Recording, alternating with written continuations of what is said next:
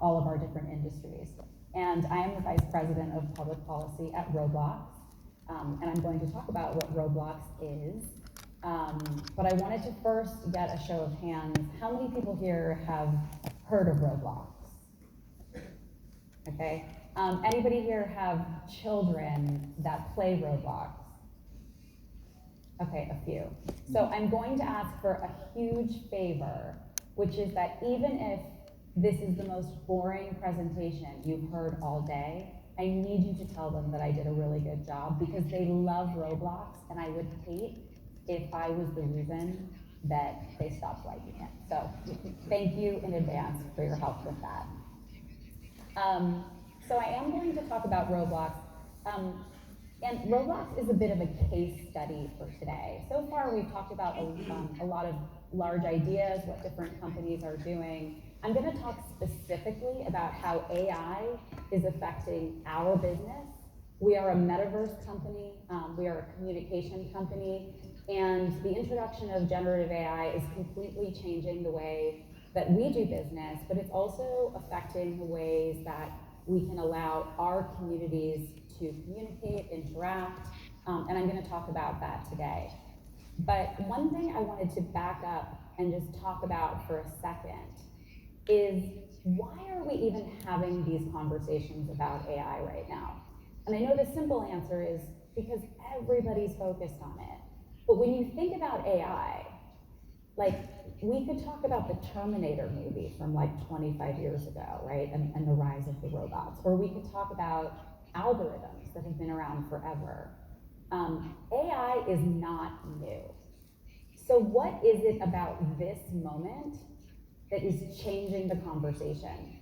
Because I think if we understand what's happening around us and why that matters, it impacts how we talk about AI and how we can connect with each other about AI. And I would argue that right now, in this moment, the reason that AI feels like it's almost on fire is for three reasons. One is products. And we talk about ChatGPT, which was an amazing phenomenon to watch being launched in the market.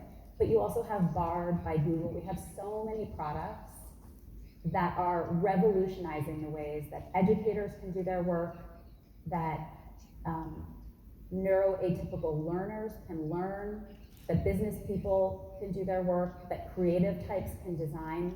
So the products have taken off in a major way. The second are people.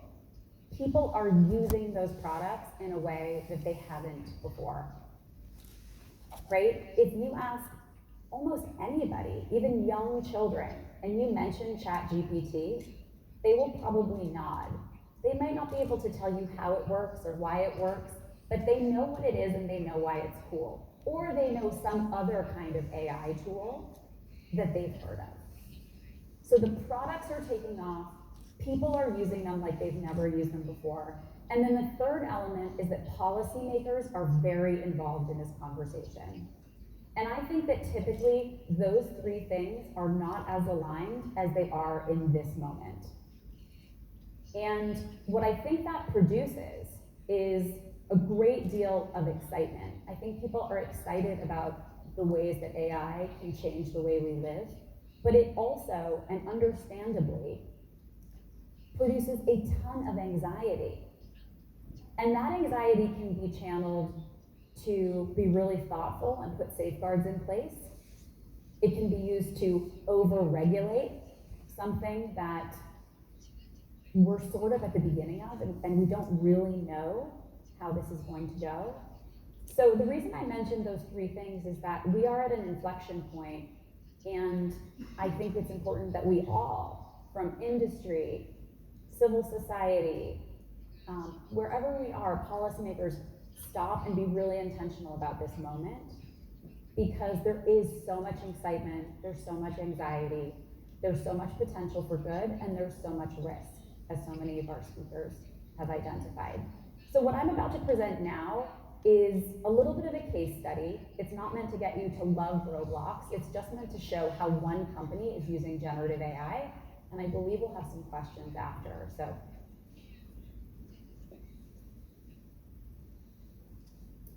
Roblox is a global platform where people come together to share experiences.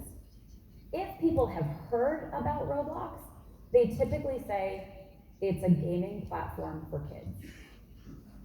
And that's not untrue. If you're someone, you can come to Roblox and play games. But you can also, as a 9-year-old with your classroom, in an immersive environment, from Seoul, Korea, visit the Louvre in France. Not in 2D, in 3D, right? So we talk about that big blur, the big blur, right? Well, one thing we're blurring is geographical time zones and boundaries. I can be in the game, walking through the Louvre with my classroom. I can learn how to start my own business. I can go to a concert. None of these are games, right? There's no winning and losing. It's a learning experience. And if the goal of school is to teach us how to gain skills to be adults, those kinds of things are happening on Roblox. It's important to note that Roblox itself doesn't build any of this. We have a platform upon which developers build. So we provide the technology for developers to build safely, but developers are the ones that build, including developers in Korea. So developers from all over the world are the ones building these experiences. And we are trying to reimagine the way that people come together. A good example of this was during COVID. Those of you with younger people in your lives, and all of us know that during COVID, during lockdown, you couldn't go to the park and just see that one friend and just run around. But kids could be in 3D in an immersive park, running around with their friends on Roblox. So it's a reimagination of how we might play, even though it's not gaming. But it's a different form of communication. It's a different form of play. It's that big blur, right? We're not actually at the park together, but we are playing, we're communicating, we're socializing in a different way. So it's a new category of communication, and it provides 3 things. Yes, there is gaming. You can game on Roblox, but it's very social. You do it with your friends, you do it in 3D, it's immersive, and there is a ton of entertainment. The first concert, I have 2 boys, the first concert we ever went to, and they're 11 and 13 years old. The first concert we ever went to was a musical artist that they like. And I'm sure it will be horribly embarrassing to them that their first concert was one that they went to with their mother, but it was on Roblox. And so that's the entertainment piece. There are 5.9 billion friendships made on Roblox since the company started. And that's happening across the world, right? Again, that big blur. You don't have to be friends with somebody in Korea. You could be friends with somebody in your time zone, in a different time zone, wherever you are in the world. And the ecosystem is one, you'll notice at the base, we believe strongly it has to be based on a foundation of safety and civility. Nobody is going to come to Roblox to socialize, to communicate, to play if they don't feel safe. So, for example, Roblox is a platform, we don't allow political speech. We are not a social network.